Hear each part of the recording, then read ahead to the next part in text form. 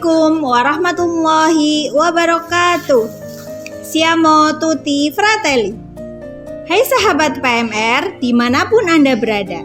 Hari ini saya Efrina Dian Kusuma dari kontingen M12. Izinkan saya mensosialisasikan tentang donor darah sukarela. Sahabat PMR, darah sangat penting bagi tubuh kita.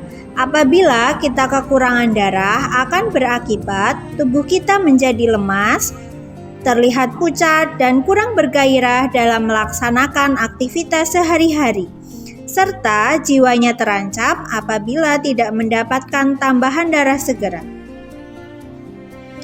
Sahabat PMR, apa sih fungsi darah bagi tubuh kita? Fungsi darah bagi tubuh kita yang pertama, mengangkut oksigen dari paru-paru ke sel-sel tubuh.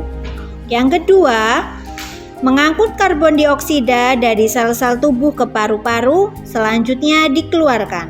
Yang ketiga, mengganti sel-sel yang rusak. Sahabat PMR, 2 hari yang lalu, saya melihat ada kecelakaan lalu lintas antara sepeda motor dengan mobil. Terlihat pengendara sepeda motor banyak mengeluarkan darah dari kepala, hidung, dan juga mulut. Besar kemungkinan korban tersebut mengalami kekurangan darah. Apa tindakan yang dilakukan oleh petugas rumah sakit dalam menangani korban kecelakaan tersebut? Jawabannya adalah dilakukan transfusi darah. Sahabat PMR, sebelum kita lebih jauh mengenal apa itu transfusi darah, alangkah baiknya kita mengenal tentang donor darah terlebih dahulu. Donor darah adalah menyumbangkan darah untuk tujuan transfusi darah. Sedangkan transfusi darah adalah proses pemindahan darah dari seseorang yang sehat dan memenuhi persyaratan ke orang yang membutuhkan. Donor darah sukarela adalah seseorang yang menyumbangkan darahnya secara sukarela tanpa mengetahui untuk siapa darahnya diberikan. Sahabat PMR, yang dapat mendonorkan darahnya adalah saya, kamu, kalian semua dengan syarat-syarat sebagai berikut. 1. Laki-laki atau wanita berusia 18-60 tahun. Yang kedua, sehat jasmani dan rohani menurut pemeriksaan dokter. Yang ketiga, berat badan minimal 45 kg. Yang keempat, kadar hemoglobin minimal 12,5 gram per desiliter. Yang kelima, tekanan darah sistoliknya 100-180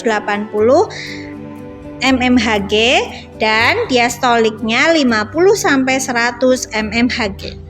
Yang keenam, tidak menderita penyakit berisiko tinggi seperti HIV/AIDS, hepatitis, sifilis, jantung, hati, paru, ginjal, kencing manis, dan yang lain sebagainya.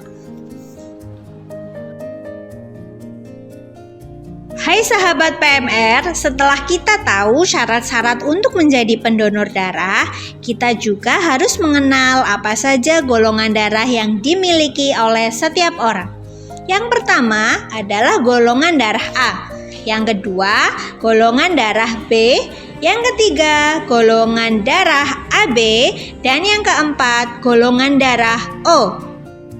Hai sahabat PMR, setelah lengkap yang saya jelaskan tentang donor darah sukarela, marilah kita menjadi donor darah sukarela. Ada beberapa hal yang dapat kita rasakan setelah melakukan donor darah.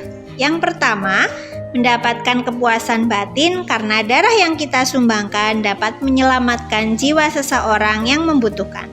Yang kedua, kesehatan kita menjadi terpantau karena kondisi kesehatan kita akan diperiksa secara teratur.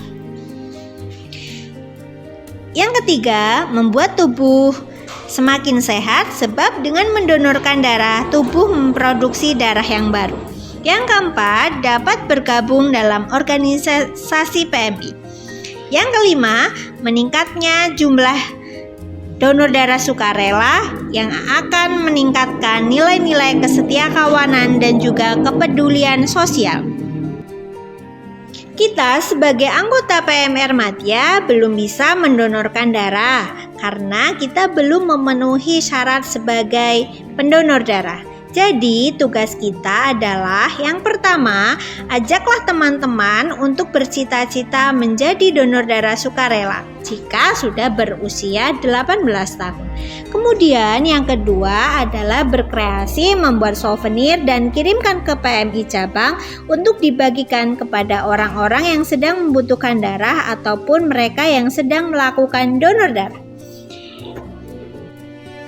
Demikian sosialisasi tentang donor darah sukarela yang dapat saya sampaikan. Kurang lebihnya mohon maaf yang sebesar-besarnya. Setetes darah kita, nyawa bagi sesama. Wassalamualaikum warahmatullahi wabarakatuh.